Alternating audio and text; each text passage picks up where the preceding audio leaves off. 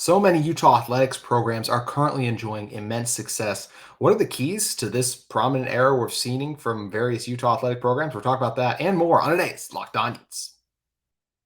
You are Locked On Utes, your daily podcast on the Utah Utes. Part of the Locked On Podcast Network. Your team every day.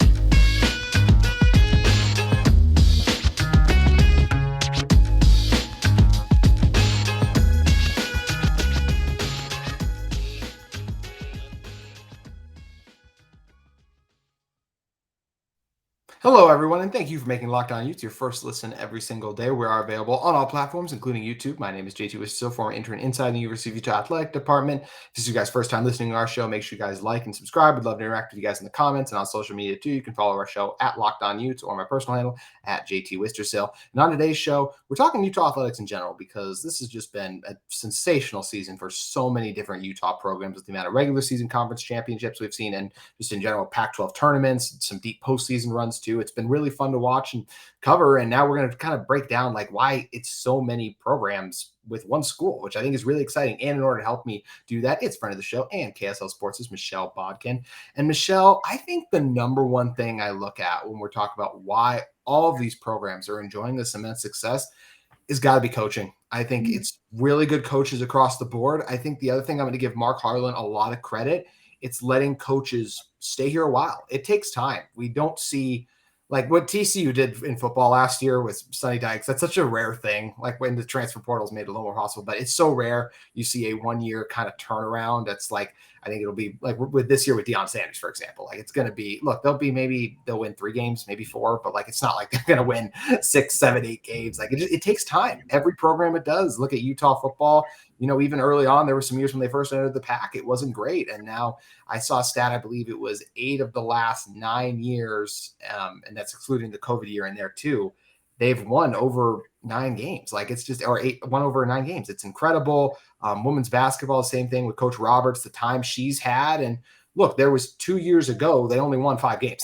So that's where it's kind of like, you look at it like, should we continue with, I'm sure there were some conversations there had to be, right? Just of like, oh, should we do this? But they stuck with coach. She's rewarded them. What Coach Farden's done with the gymnastics program. I think so much of it is coaching and allowing these coaches time to build their programs into the prominent forces they've become today.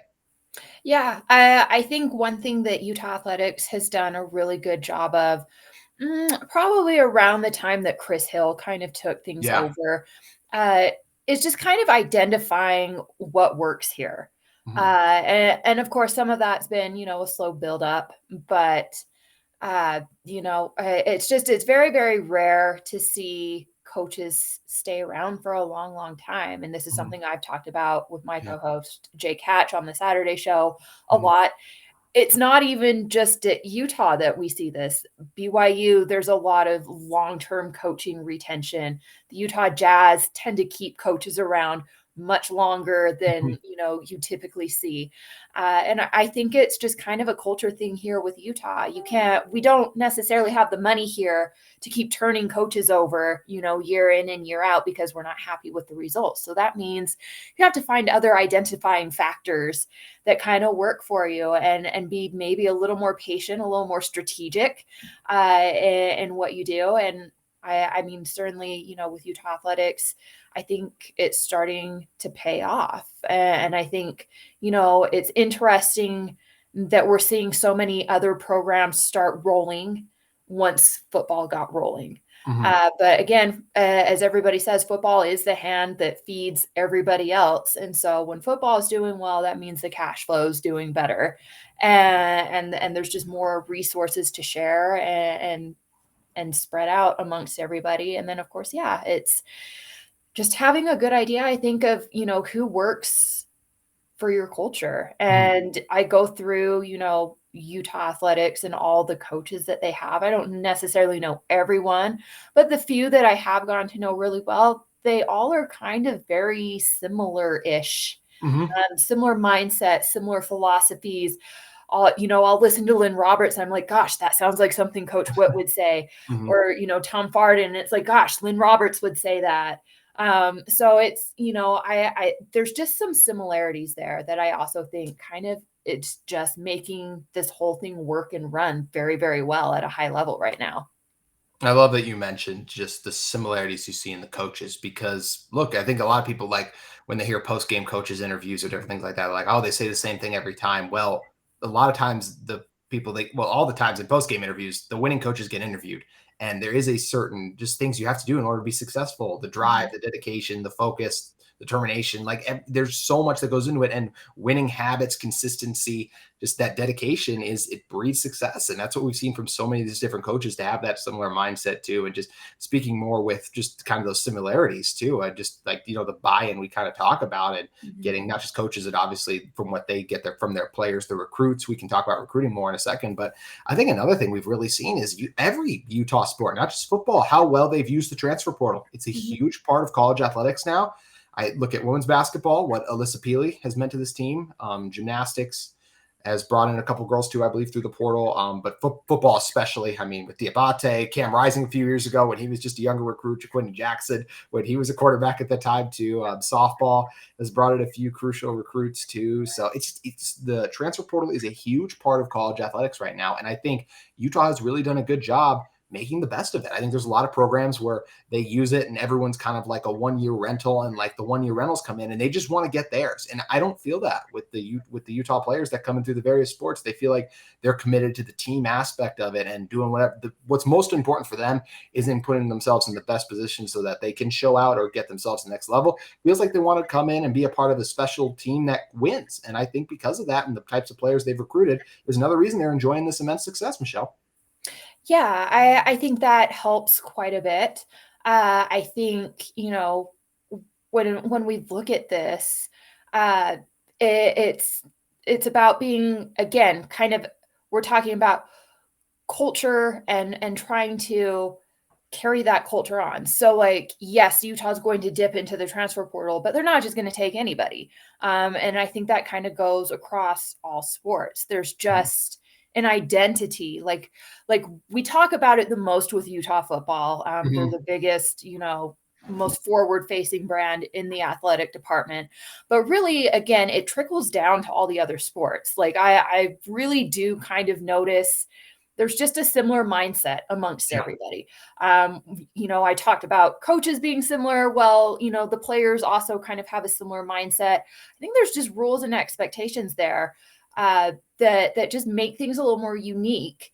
And of course, when the coaches go out and, feel like they need to fill some spaces in their roster, like, yes, of course, you want to look for upgrades in talent, but there's also, a need to, I think, make sure that, these kids coming in understand we expect you to graduate. We expect you to be outstanding members of our community.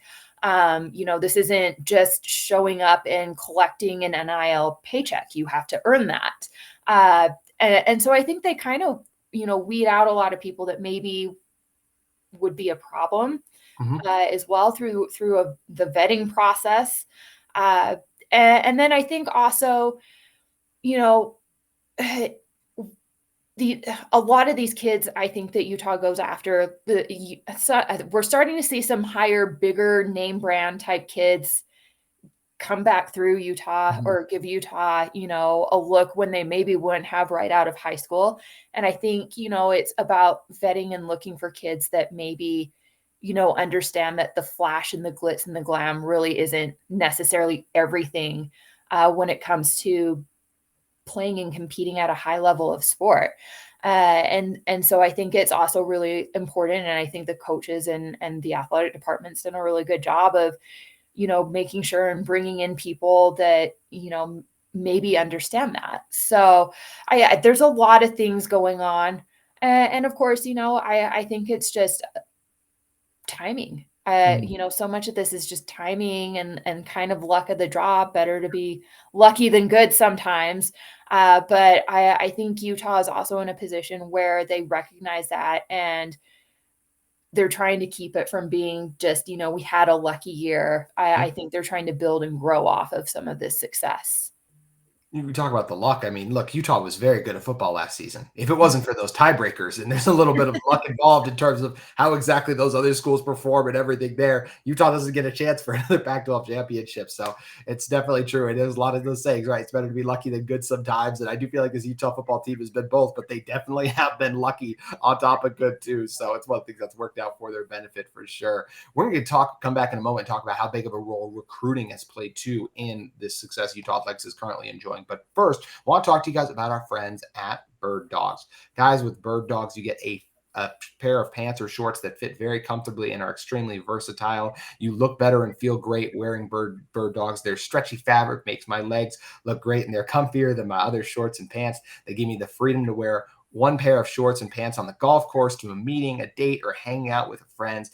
There's people like Bert Krischer who works up the machine. He wakes up at his lake house wearing Birddogs, goes for a swim, smokes a cigar, grills a burger, chills with his family in the shorts. He associates with the summer, big Birddogs guy. Even the guys that Pardon My Take, PFT famously never wears pants, and the only shorts he truly loves are Birddogs. College football nerds say they are the perfect pants for dads that love just chilling out, relaxing all day, watching games. They look great and feel comfortable. Go to birddogs.com/lockedoncollege. And when you enter promo code LockedOnCollege, that's one word, LockedOnCollege, all caps, they'll throw in a free custom Birddogs Yeti-style tumbler with every order. So head over to birddogs.com/lockedon and get your order today. Michelle, coming back in, we've talked about transfers a little bit. I loved what you were just talking about too from a cultural standpoint. The other thing I just want to bring up is recruiting too. I just think it's so important to look, Utah, this is like I'll talk about football specifically for a second. This is the first year that Utah football, the last couple of years, they brought in really good, but like this is their first ever top 20 class.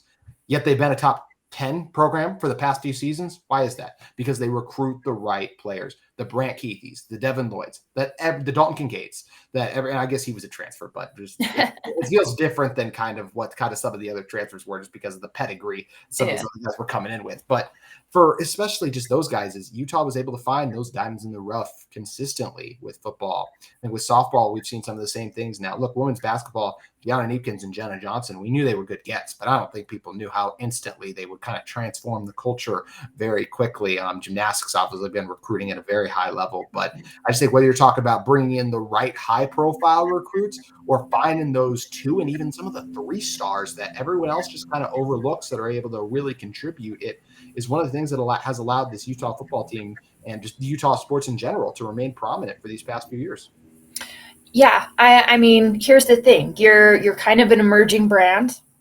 You started out as a little WAC school, moved up to the Mountain West Conference. You're now in the Pac-12. I think people expected you to kind of maybe at best be mid-tier year in and year out in the Pac-12.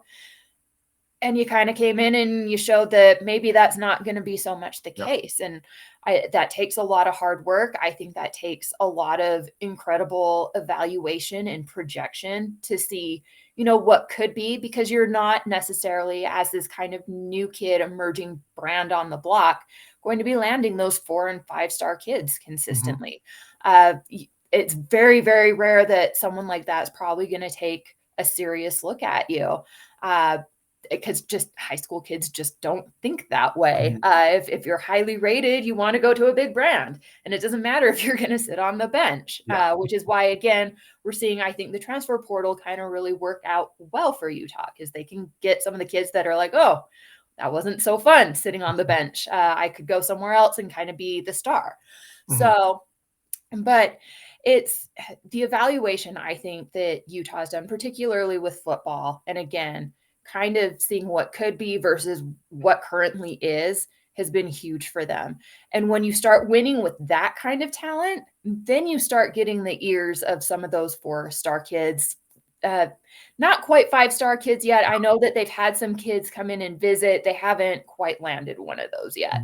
But you get their attention, because if you can turn that 2-star guy that nobody knew anything about into a first-round NFL pick, then what can you do with me? Because my floor is a lot higher, which probably indicates my ceiling is a lot higher too.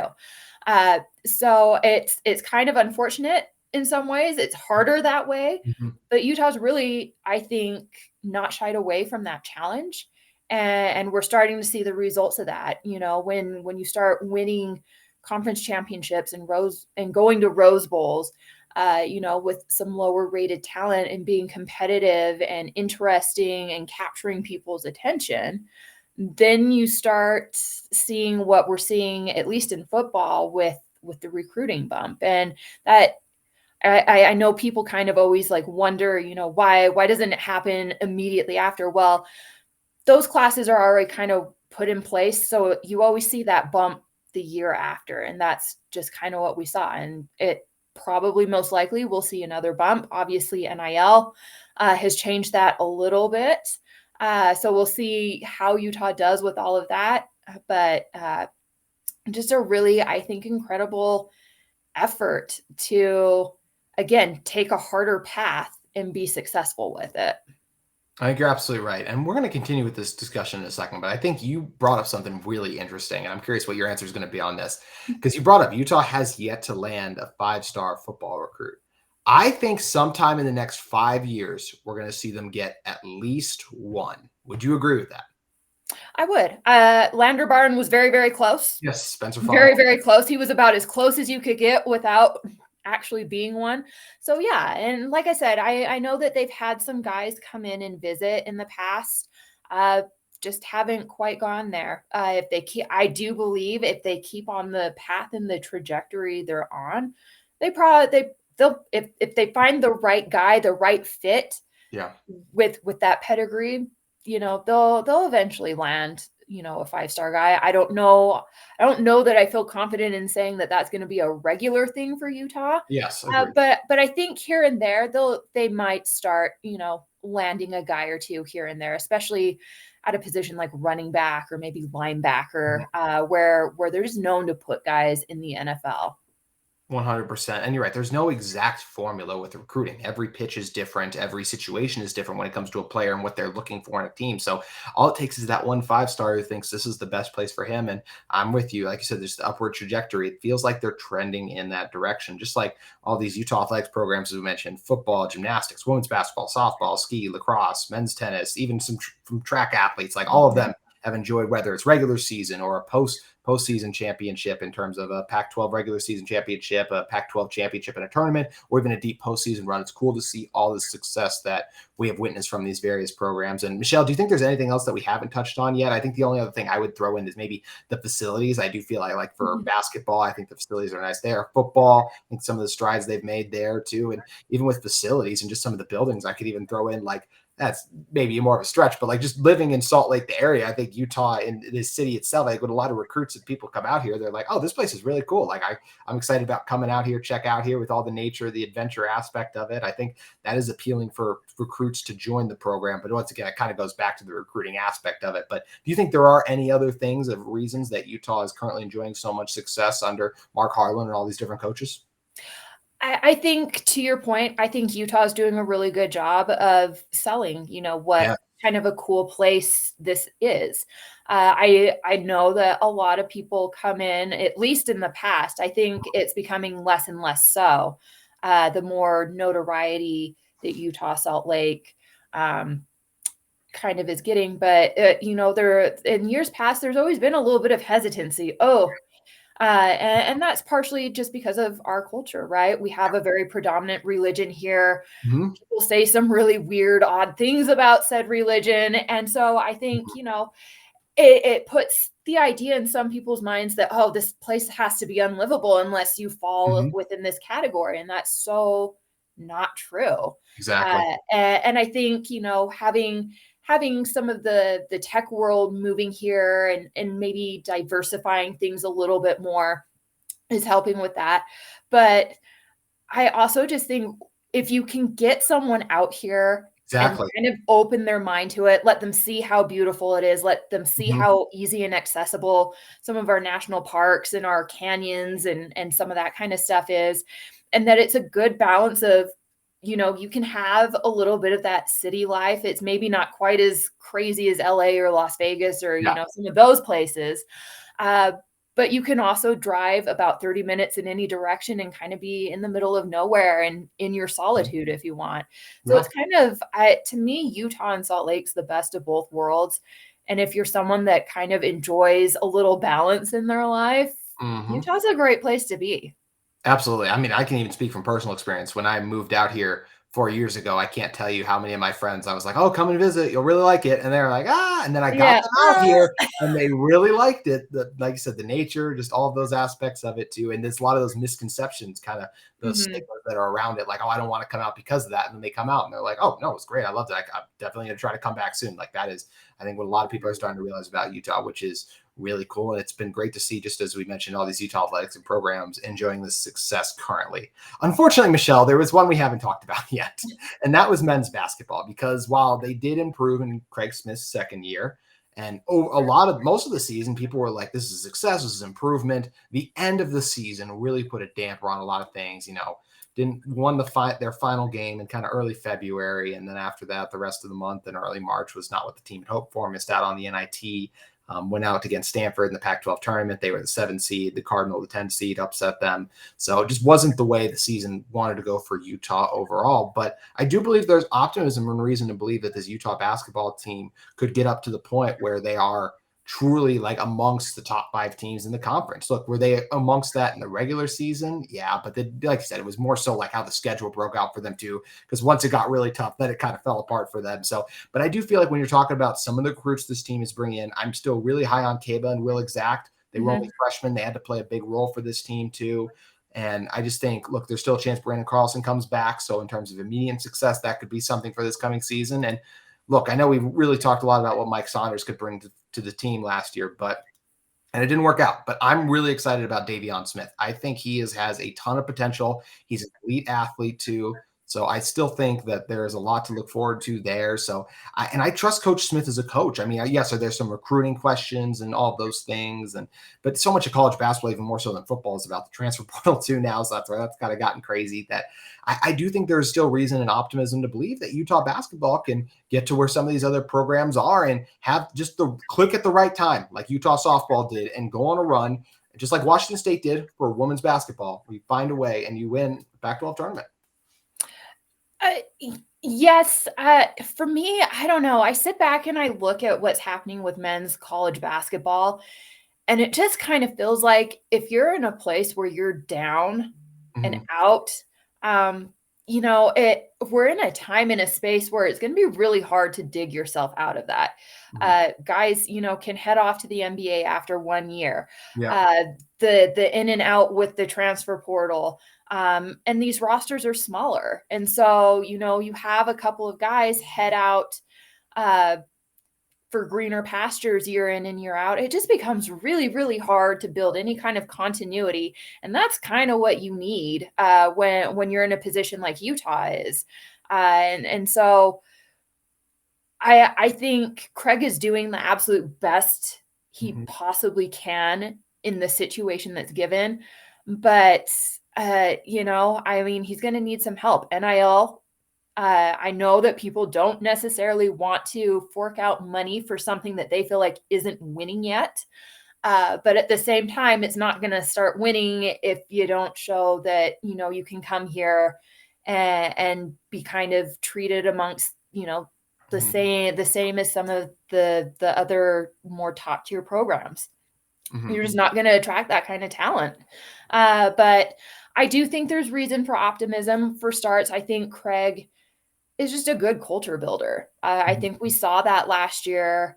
I think those guys really, bought in, liked, and cared about each other. And it showed on the court early on in the season. Unfortunately, again, I don't think a terribly deep roster, especially when we're talking about athleticism, and that kind of caught up to them towards the back end of the year. And especially when you started having injuries take place.